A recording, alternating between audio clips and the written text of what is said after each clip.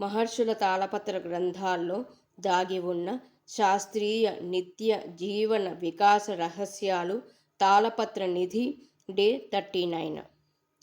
భగవంతుడు సర్వాంతర్యామి అయినప్పుడు దేవాలయాలకు, తీర్థయాత్రలకు ఎందుకు వెళ్ళాలి?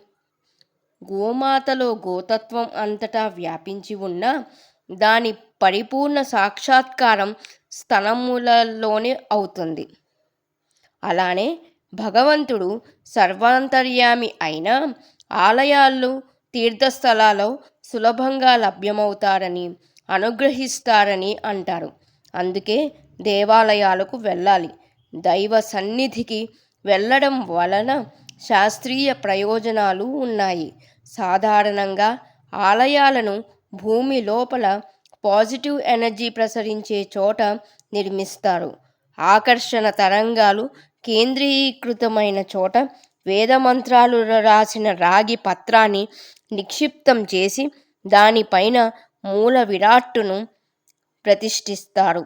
రాగి భూమిలోని శక్తి తరంగాలను ఆకర్షించి పరిసర ప్రాంతాలలో విడుదల చేస్తుంది. గుడికి వెళ్ళినప్పుడు ఆ పాజిటివ్ ఎనర్జీని పొందవచ్చు. భగవంతుడిని దర్శించుకుంటున్న సమయంలో గర్భగుడిలో దీపం వెలుగుతూ ఉంటుంది. మన ఎదురుగా కర్పూరాన్ని వెలిగించి హారతి ఇస్తారు. గంటలు మోగుతాయి. ఇలా అన్ని వైపుల నుంచి పాజిటివ్ ఎనర్జీ సమీకృతం కావడం వలన మానసిక ఆనందం కలుగుతుంది.